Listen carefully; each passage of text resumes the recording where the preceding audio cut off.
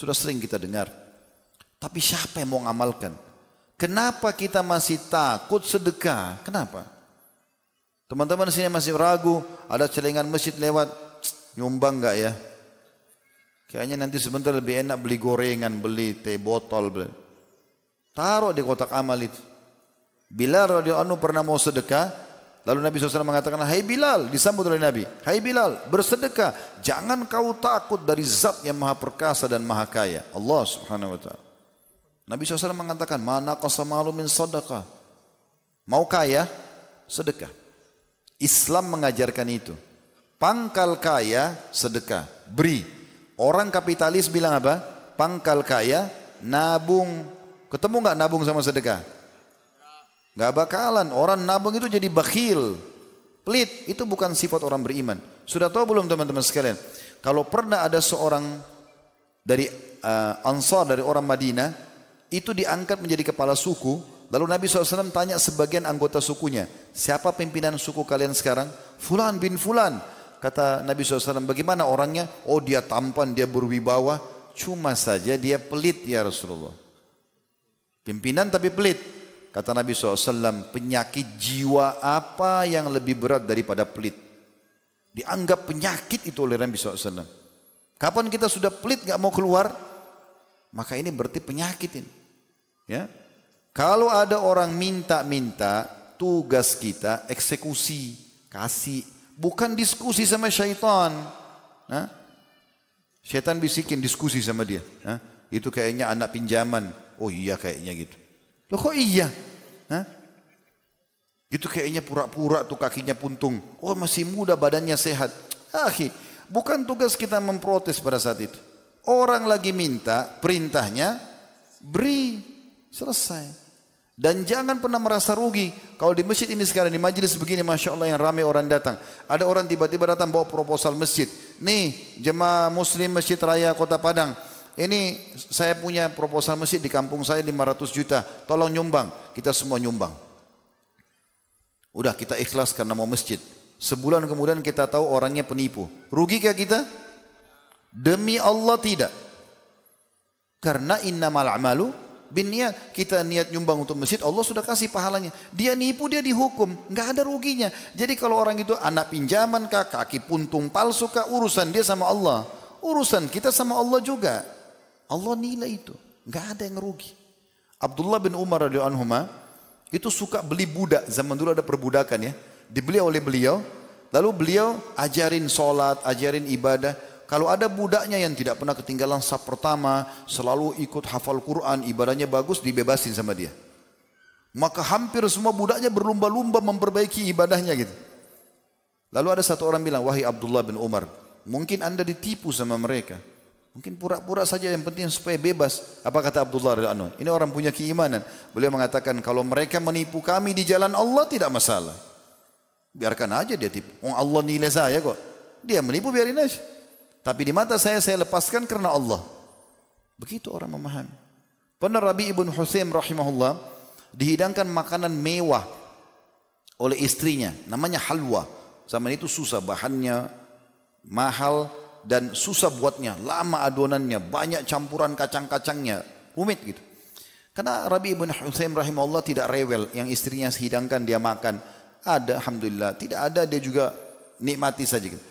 Satu waktu istrinya nggak enak buatin masakan enak. Anaknya keluar, anaknya bilang, wahai ayah, ini ibuku buat khusus buat anda. Khusus ini. Buat anda makan. Kebetulan ada 2 muridnya juga datang di situ. Oke? Pas dia mau sentuh makanan itu ada yang ketuk pintu. Rabi ibn Husaim rahimahullah kasih isyarat anaknya suruh buka pintu. Dibuka pintu. Depan pintu teman-teman siapa? Orang gila. Orang gila rambutnya berantakan. Seperti biasa orang gila. Kelihatan acak-acakan penuh dengan debu kotoran. Dia kasih isyarat minta makan. Rabi ibn Husaim rahimahullah kasih isyarat anaknya panggil, suruh angkat piring ini yang makanan mewah tadi, kasih orang itu. Orang gila disuruh kasih makanan yang paling bagus ini. Kasih.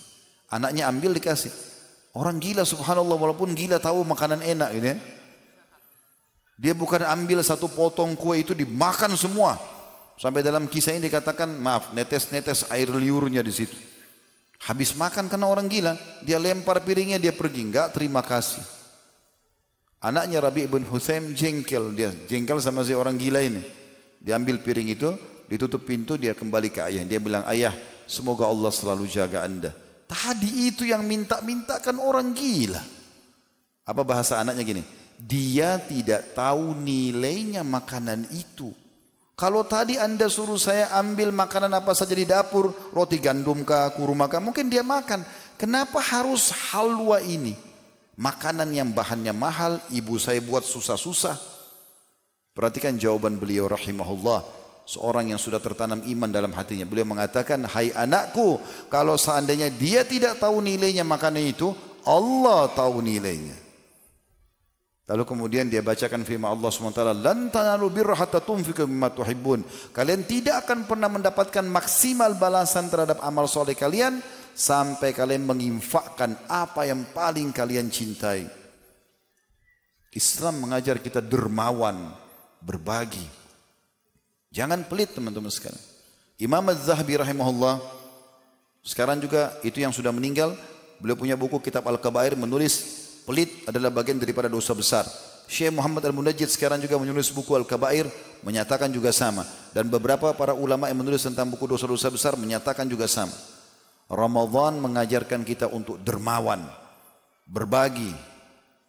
Di antaranya adalah hadis ya, yang dimasyhur disebutkan oleh Ibnu Abbas radhiyallahu anhuma. Beliau mengatakan karena Rasulullah SAW ajwadan nas. Rasulullah SAW adalah sosok manusia yang paling dermawan. Sampai semua orang minta, enggak pernah dia bilang tidak. Semua dikasih. Wa kana ajwadu ma yakunu fi Ramadan hina yalqahu Jibril. Dan lebih dermawan lagi di saat Ramadan. Pada saat Jibril datang menemui beliau. Wa kana Jibrilu yalqahu fi kulli lailatin min Ramadan. Dan Jibril alaihissalam setiap malam menemui Rasulullah sallallahu alaihi wasallam di Ramadan. Fayudarisuhul Quran. Lalu dia mengajarkan padanya Al-Quran. Jibril mengajarkan kepada Nabi Muhammad SAW. Fala Rasulullah SAW hina yalqa Jibril ajwadu bil khairi min rihil mursala. Ketahuilah Nabi SAW setelah ketemu Jibril itu, beliau sangat dermawan, ya lebih cepat dalam berbagi, dalam memberi daripada angin yang terhembus. Berikan orang teman-teman sekalian. Beliau juga mengingatkan dalam hadis dan diriwayatkan Bukhari, mana kasat sadaqah min mal. Tidak akan berkurang harta orang karena bersedekah. Saya tanya teman-teman, mau enggak kita puasa Ramadan dapat pahala 30 hari puasa, tapi plus 30 lagi? Mau enggak? Cuma 5 orang yang mau ini. Mau semua? Mau enggak 90 pahala, 100 pahala, 1000 pahala, berapapun anda mau bisa anda dapatkan. Bagaimana caranya Ustaz? Saya bicara pahala puasa ya. 30 hari puasa Ramadan tapi pahala kita 1000 pahala puasa. Buka puasakan orang. Buka puasakan orang. Kata Nabi SAW, man fattara sha'iman. Siapa yang buka puasakan orang lain, ini bersedekah ini. Kana lahu mithlu ajrihi min ghairi an yanqus min ajri sha'imin syai'. Dia akan dapat pahala orang yang dia buka puasakan tanpa diambil dari pahala orang yang dibuka puasakan. Ada sahabat bilang begini, mungkin anda yang hadir sini bertanya, tapi sahabat sudah tanya, ya Rasulullah, tidak semuanya orang bisa membuka puasakan. Karena di pikiran mereka ini makanan lengkap, mungkin mahal. Kata Nabi SAW, Allah akan memberikan pahala ini kepada siapapun yang memberikan walaupun sepotong kurma atau seteguk air.